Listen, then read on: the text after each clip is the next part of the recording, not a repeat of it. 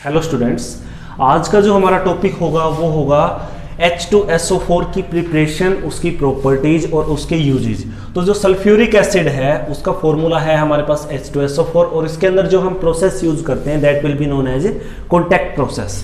तो इस contact process के अंदर जो मेन स्टेप्स होते हैं वो 3 स्टेप्स होते हैं। क्या क्या? सबसे पहला आपके पास production of SO2 by burning sulphur. तो जब आप SO2 को प्रोड्यूस करना चाहते हैं सबसे पहले तो उसको क्या करेंगे, आपको सल्फर को बर्न करना पड़ेगा। सल्फर के बर्न होते ही आपके पास क्या आ जाएगी, SO2 आ जाएगी। फिर जो SO2 आई है उसको हमें ऑक्सीडाइज करके एक कैटलिस्ट की प्रेजेंस में हमें क्या करना पड़ेगा, SO3 के अंदर कन्वर्ट करना पड़ेगा। SO2 को SO3 के अंदर कन्वर्ट करेंगे। फिर क्या है, absorption of SO3 in H2SO4। भाई जो SO3 हमारे पास यहाँ से आई है उसका क्या करवाएंगे हम, H2SO4 के अंदर एब्जॉर्प्शन करवाएंगे और वहां से हमें क्या मिलेगा, ओलियम। और फिर जो ओलियम मिला है ना, इसका तो हमने सीधा क्या करवाना है, डाइल्यूशन करवाना है। वहां से हमें डायरेक्ट क्या मिलेगा, प्योर H2SO4 मिल जाएगा। क्लियर? अब देखिए जो सबसे पहला स्टेप है हमारे पास, कॉन्टैक्ट प्रोसेस को स्टार्ट करते हैं हम। जो सबसे पहला स्टेप है उसके अंदर क्या होगा, प्रोडक्शन ऑफ SO2। कैसे? सल्फर को बर्न कर दीजिए, यहां से क्या बनेगा आपके पास 8SO2। भाई मेन तो आपने क्या किया, एयर की प्रेजेंस में इसको बर्न किया तो क्या आ गया, S8 + 8O2 हुआ।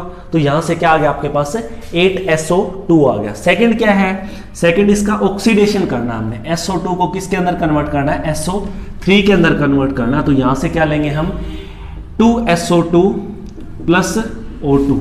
तो ये क्या देगा आपको, ट्वाइस ऑफ SO3। और ये वाली जो आपकी रिएक्शन की जो डेल्टा H0 है ये आपके पास क्या होगी, फॉर्मेशन ऑफ SO3 के लिए ये आपको नेगेटिव मिलती है। तो बच्चों इसका मीनिंग क्या है, ये एक आपके पास कौन सी रिएक्शन है, एक्सोथर्मिक रिएक्शन है। क्लियर है? अब हम थर्ड स्टेप देखते हैं इसका। देखिए वैसे तो जो ये सेकेंड स्टेप हमने लिखा है, दिस इज की step for manufacture of H2SO4। भाई जो H2SO4 के मैन्युफैक्चर के लिए की स्टेप यानी जो सबसे इंपॉर्टेंट स्टेप होता है वो आपके पास SO3 की फॉर्मेशन होती है। जितना ज्यादा SO3 बनेगा आपका उतना ही ज्यादा ये H2SO4 के अंदर डिजोल्व होकर क्या बनाएगा आपका H2S2O7 की फॉर्मेशन देगा। देखिए अब बात करते हैं कि कैसे हम SO3 की प्रोडक्शन को बढ़ाएंगे। तो इसके अंदर क्या है, हम ली चैटलेट प्रिंसिपल के अकॉर्डिंग देखेंगे कि क्या क्या कंडीशन हमारे पास फेवरेबल होंगी। फेवरेबल कंडीशंस यहां लिख देता हूं मैं इसके लिए। तो फेवरेबल कंडीशन क्या होंगी, सबसे पहले क्या होगा आपके पास हाई प्रेशर।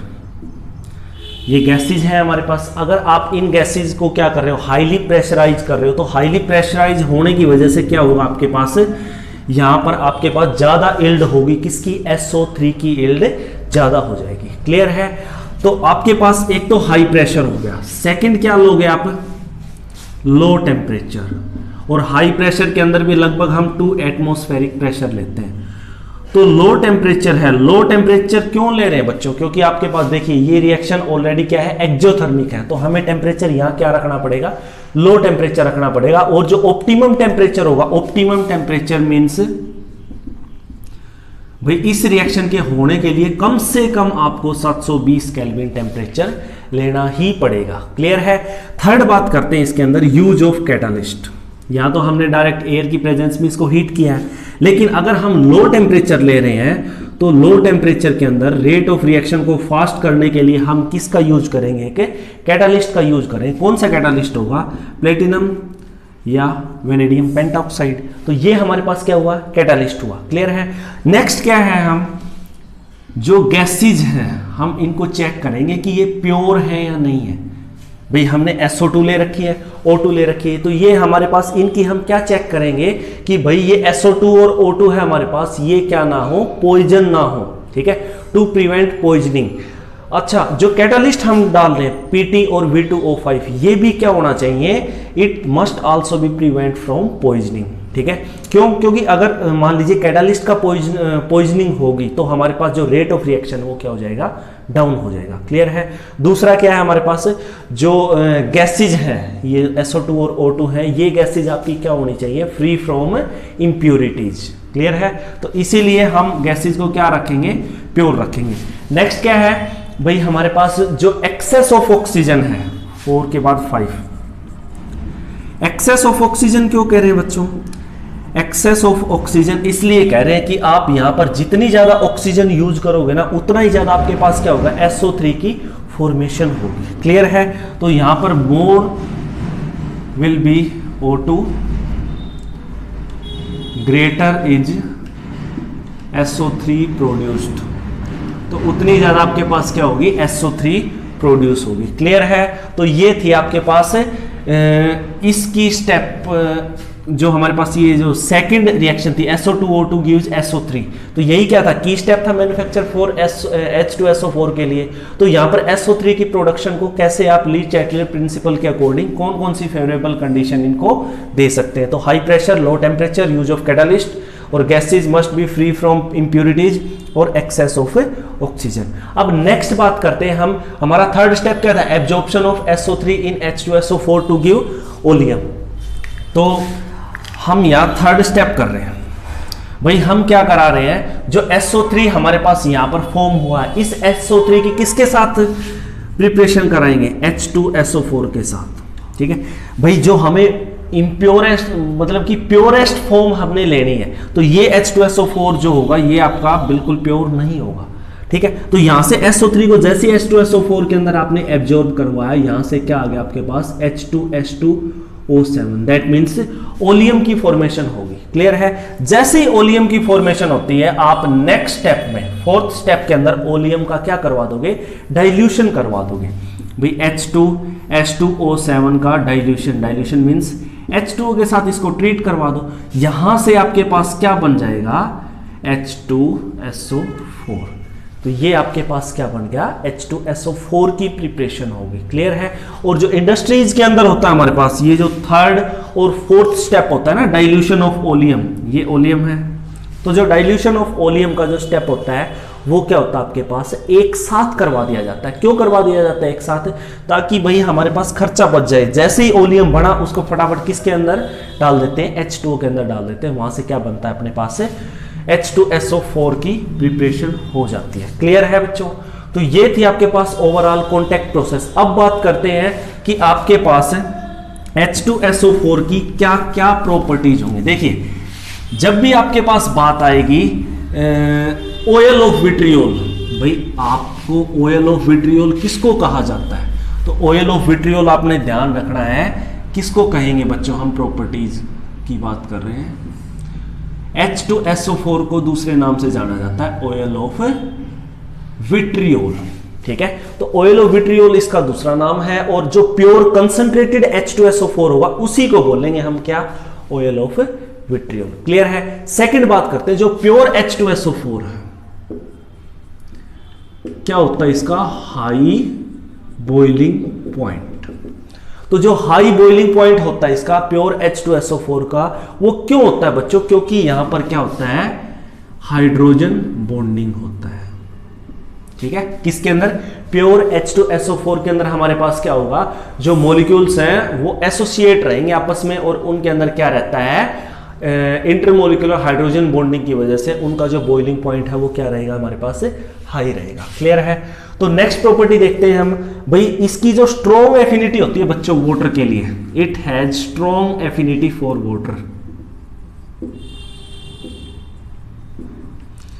आप जैसे ही क्या करते हो, एसिड के अंदर वाटर को ऐड करते हो, ठीक है, तो वहां से ये रिएक्शन बहुत ज्यादा एक्सोथर्मिक होती है।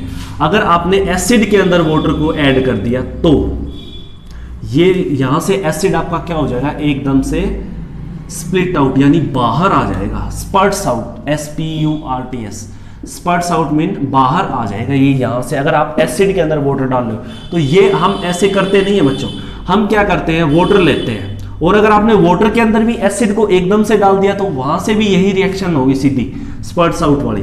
लेकिन अगर आप वाटर के अंदर एसिड डाल रहे हो थोड़ा थोड़ा करके विद स्टीयरिंग, और क्या है, अलोंग द वॉल्स, ठीक है, तो जो वॉल्स के अलोंग अगर आप डाल रहे हो तो क्या है आपके पास, रिएक्शन तो अभी भी एक्सोथर्मिक ही होगी, लेकिन क्या होगी, आराम से हो जाएगी बच्चों। ठीक है, तो क्या है इसकी स्ट्रॉन्ग एफिनिटी फॉर वाटर है। और इसको प्योर कंसंट्रेटेड H2SO4 को क्या बोलते हैं हम, ऑयल ऑफ विट्रियोल बोलते हैं बच्चों। क्लियर है। नेक्स्ट बात करते हैं हम इसकी केमिकल प्रॉपर्टीज की।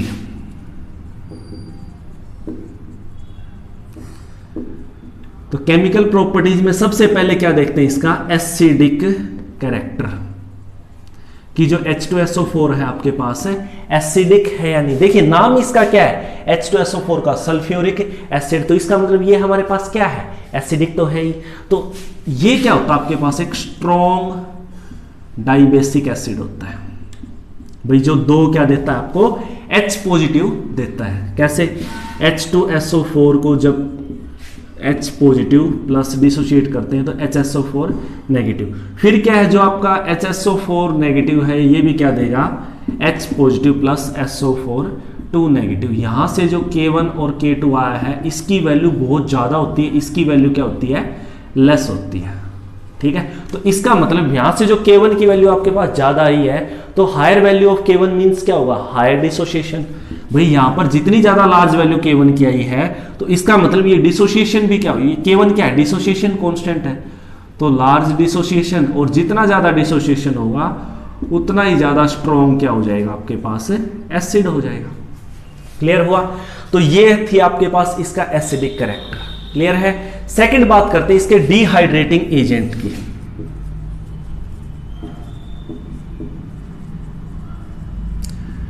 डिहाइड्रेटिंग एजेंट का मीनिंग क्या है, ये क्या रिमूव करता है आपके पास है, वाटर को रिमूव कर देता। तो एक क्या है बच्चों आपके पास, कई सारी गैसेज जो है वो क्या है, ड्राई की जाती हैं,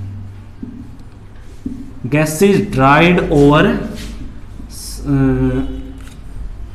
H2SO4। बस शर्त यह है कि वो gas does not react with acid, भाई वो इस एसिड के साथ रिएक्ट ना करे। क्लियर है। अगर वो गैस H2SO4 के साथ रिएक्ट नहीं कर रही तो वो क्या कर देगा, H2SO4 it will act as a dehydrating agent और गैस को क्या कर देगा, वो ड्राई कर देगा आपके पास। क्लियर है।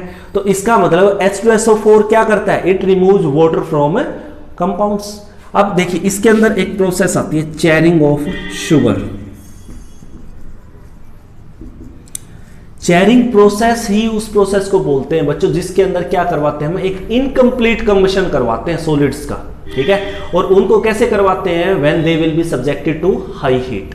देखिए कैसे, मान लीजिए शुगर की बात कर रहे हैं यहां, तो शुगर का कैसे कराएंगे, C12H22O11 क्या डाल रहे हैं, कंसंट्रेटेड H2SO4 और क्या है, हीट तो दे ही रहे हैं, तो यहां से क्या बाहर आएगा 12C+11H2O। देखिए यहां से वाटर को इसने क्या कर दिया, बाहर निकाल दिया। जैसे ही वाटर को बाहर निकाला तो यहां से क्या हो गया, डिहाइड्रेटिंग एजेंट की तरह काम कर रहा है ना, कौन, H2SO4। क्लियर है। तो अब क्या है, नेक्स्ट बात करते हैं हम इसकी ऑक्सीडाइजिंग एजेंट की बात करते हैं बच्चों।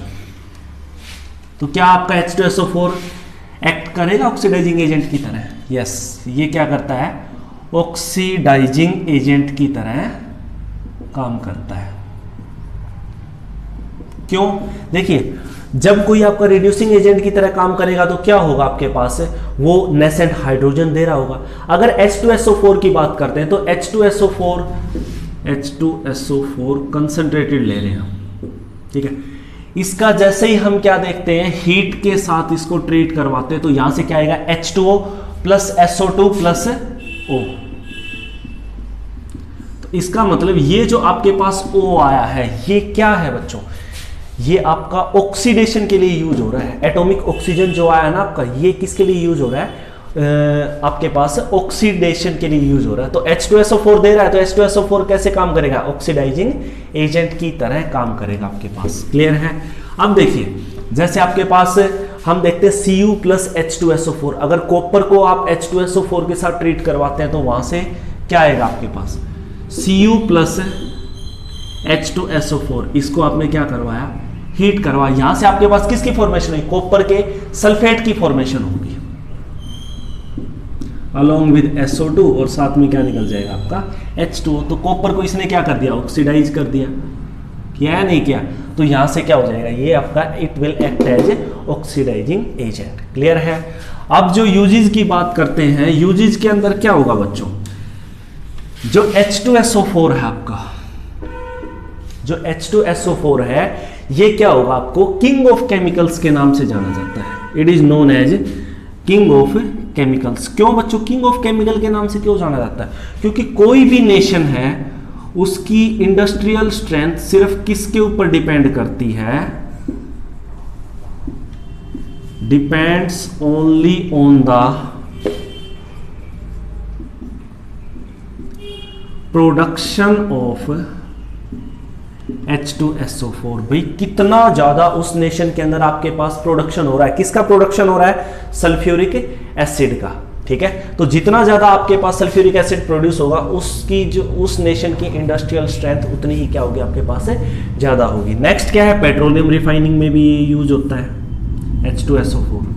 क्लियर है। तो एज ए लेबोरेटरी रीजेंट भी यूज होता है ये कुछ एक इसके हमारे पास यूजेज है। इसके अलावा कुछ और भी है कि भाई lead storage battery, lead storage battery के अंदर भी क्या होता है आपका इलेक्ट्रोलाइट की तरह क्या होता है, H2SO4 यूज होता है। ठीक है, तो ये इसके कुछ एक एग्जांपल्स थे बच्चों हमारे पास। तो ये हमारे पास जो ग्रुप 16 है यहाँ कंप्लीट हो चुका है।